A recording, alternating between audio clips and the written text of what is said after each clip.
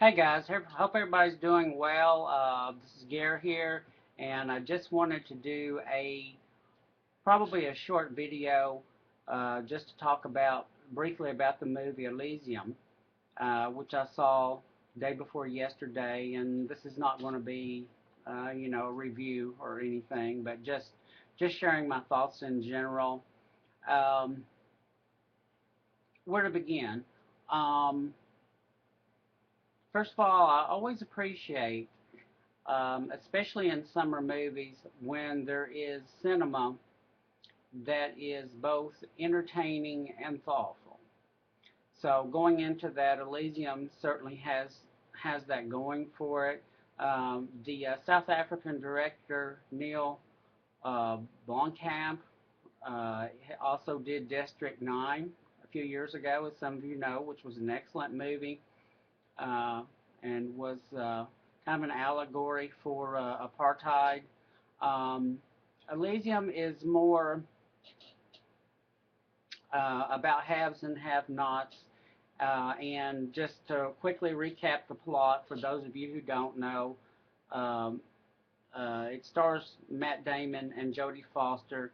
Matt Damon is on a Earth that is pretty much impoverished and a wreck.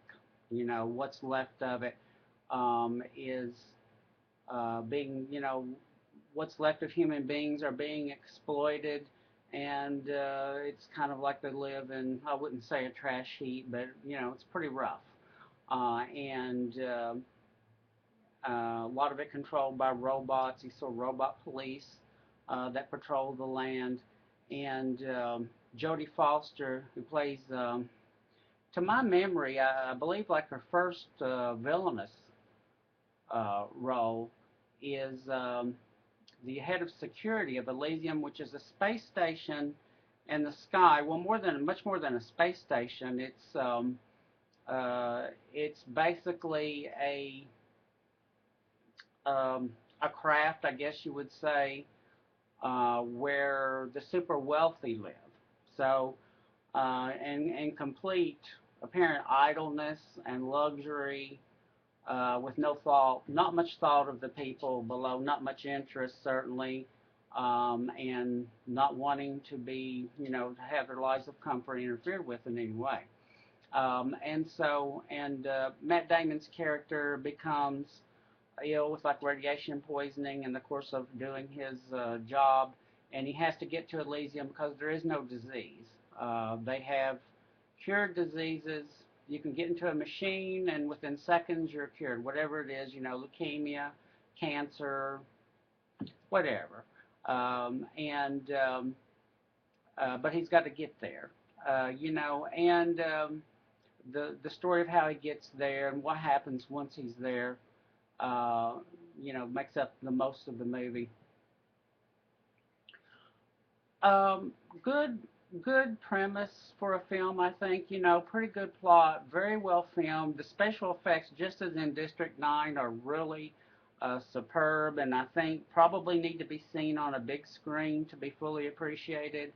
Um, for me, I would say that the movie's themes are a little bit too underlined, too italicized, too bold lettered, writ way too large. You know, we don't need you to spell out for us, what your themes are in big, giant, bold demonstrations. District 9, I think, handled this a little bit better, a little bit with a little bit more subtlety. It's pretty in your face with Elysium. And I think to a certain extent, if you're going to do a movie like this, it's kind of hard to avoid that. But I think that the script has deficiencies, which don't help it any. I think the performances are all around superb. I've read some criticism of Jodie Foster. Jodie Foster is like my favorite contemporary actress. I'll say that, you know, right off the top. And I appreciated her performance very much. I thought she was very good. I'm usually used to seeing Jodie in heroic roles, which is what I really remember her in. You know, whether it's Contact or Silence of the Lambs or whatever. She's not afraid to go to those dark places and you know, do the noble, brave thing. The Brave One, that was a movie that she was you know, excellent in, and this role is a bit more of a characters are more black and white, and I think that's kind of a problem with Elysium. Some people have criticized the film because you don't see enough of Elysium. I would agree with that. The characters there look just a little bit too one-dimensional or two-dimensional, and just kind of underwritten. I think Foster's role is a bit underwritten. There's a weird thing going on with her accent. I couldn't quite figure what her accent was supposed to be, and some people are criticizing Foster for her performance. I don't think it's her performance. It seemed to me there was one moment in particular where she's standing and she's talking, and this strange accent's coming out of her mouth, and it sounds almost like it's dubbed in. And of course, there's a lot of dubbing and looping done with movies still to this day, you know. So I don't know. It's almost as if like one of those badly dubbed movies where the mouth is moving one way and the voice is. It's not quite like that, but you know, it does sound like it's dubbed in or something and not done very well. But overall, I would say that worth seeing. Uh, Good, dramatic, entertaining movie. Not great, not as wonderful as District 9 was, but worth seeing in the theater for the effects alone, if nothing else. Performances all around good. I would also say that um, henchman who plays the actor who plays uh, Foster's character's henchman, the one who's doing her dirty work, to me, and I believe he was in District 9 as well. I don't know the actor's name, but, and I'm not faulting him. He was a good actor and he was a good performance. I think the film would have been helped more, though, if he had been, you know, really one of those wonderful, charismatic villains in movies that you love to hate. I didn't really feel that with him, and people are disagreeing with me on this, but I mean, I barely remember him 2 days later, you know. So I think that the movie would have been helped if he had um, been a little bit more of an exciting, memorable movie villain. There's a moment in it, and I don't want to be careful about spoilers, but when Foster's character makes herself vulnerable to him, and he's like a crazy maniac, you know, and she knows this. I mean, that's why she hires him in the first place, is to do her, you know, ugly, dirty work for her, and she makes herself vulnerable to him, I'll say.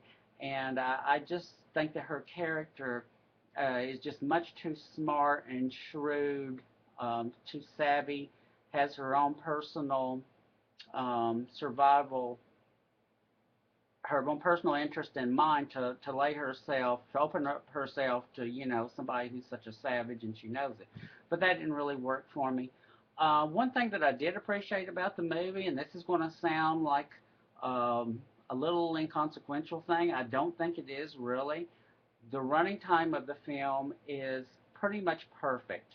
It's just under 2 hours, and which I really appreciated. It drops into the movie at the beginning, into the action, does what it has to do, says what it has to say, and then it's over with in a little under 2 hours. It's kind of perfect. And so many movies that we've seen in recent years, they just go on and on and on. You know, you're just like, this really could have been over with 20, 30, 40 minutes ago, guys, you know. To me, the last half hour of Superman, the Man of Steel movie, just went on and on and on. And yes, he's Superman. Yes, he fights a villain. Yes, he saves the world.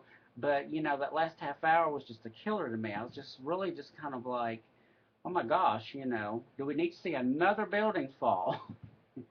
But anyway, District 9.